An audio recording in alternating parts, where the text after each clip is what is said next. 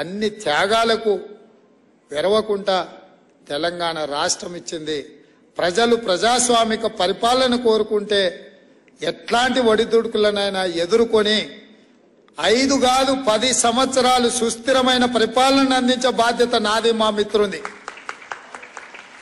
కొంతమంది మాట్లాడుతున్నారు 3 నెలలు 6 నెలలు 6 నెలల కేసీఆర్ మళ్ళా ముఖ్యమంత్రి అవుతాడని. అయ్యా, అనుకునేటోళ్లకు ఆశపడేటోళ్లకు ఒక మాట చెప్పదలుచుకున్నా.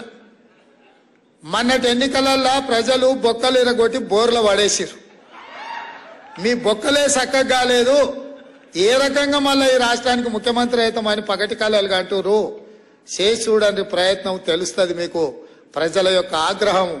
ఆనాడు నాదెండ్ల భాస్కరరావు గిట్లాంటి వేషాలు వేస్తే ఊర్లకు ఒక్కరిని కూడా రానియలే ప్రజలు.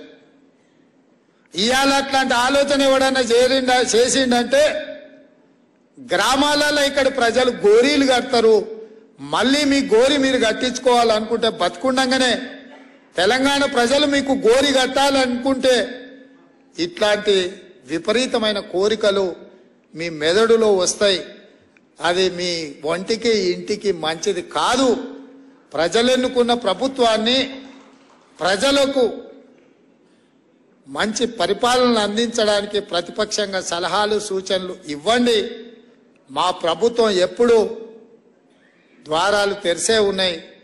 చేతనైతే సలహాలు ఇవ్వండి, ప్రతిపక్ష పాత్ర పోషించండి తప్ప. అక్క కూడా ఇంతకుముందు అన్నది, ఏంది తమ్మి వాడు గని మాటలు మాట్లాడుతుంటే నువ్వేం అంటలేవని. నేను అక్కతో చెప్పిన, అక్క వాడిని అక్కసే వెళ్ళగక్కుతున్నాడు, మనకెందుకు, మనం కుర్చీలో కూర్చోవడమే వానికి వేసే శిక్ష. అందుకే అసెంబ్లీలో కూడా బయటకు పోనీయలేదు అక్క, ఆనే కూర్చోబెట్టిన. బిడ్డ నువ్వు చేసిన పాపాలని మేము చెప్తాం, వినడమే నీకు మేము వేసే శిక్ష అని చెప్పి అసెంబ్లీలో కూడా చెప్పినాం. అసెంబ్లీ సస్పెండ్ చేస్తామంటే వద్దని చెప్పిన. మా స్పీకర్ గారికి విజ్ఞప్తి చేసిన, స్పీకర్ సార్ ఎవరిని బయటకు తోలక వాళ్ళని అందరినీ కూర్చోబెట్టి తలుపులు మూయి వాళ్ళు చేసిన తప్పులని మా బట్టి గారు ఆర్థిక శాఖ నుంచి విద్యుత్ శాఖ నుంచి వైట్ పేపర్ పెట్టిండు.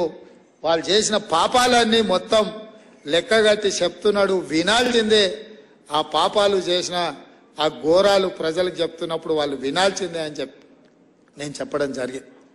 అందుకే మిత్రులారా, ఇది ప్రజాస్వామిక ప్రభుత్వం, ప్రజలు ఎన్నుకున్న ప్రభుత్వం కాబట్టే గద్దరన్న జయంతి వర్ధంతులను అధికారికంగా చెయ్యాలని ప్రభుత్వం నిర్ణయం తీసుకున్నది.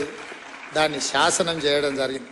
ఇదే కాదు, మొన్న సినీ ప్రముఖులందరూ కూడా నన్ను కలవడానికి వచ్చి చాలా విషయాలు ప్రస్తావిస్తూ గత ప్రభుత్వంలో నంది అవార్డులు ఉండేటివి మీరు పునరుద్ధరిస్తే బాగుంటుంది అని చెప్పి సినీ ప్రముఖులందరూ నన్ను అడుగుతా వాళ్ళకు ఒక మాట చెప్పిన, నంది అవార్డులు కాదయా, ఖచ్చితంగా మా ప్రభుత్వం అవార్డులు ఇస్తుంది, ఆ అవార్డుల పేరు గద్దర్ అవార్డులు ఉంటాయని చెప్పిన.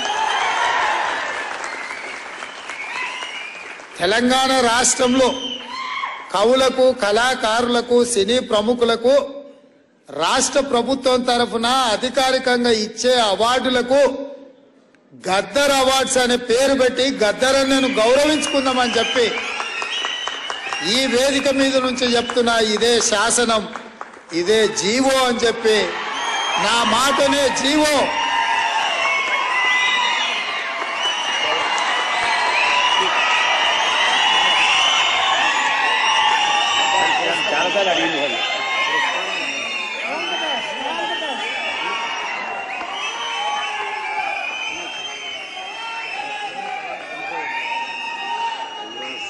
ఇదన్నిటికంటే బెస్ట్ అవార్డు.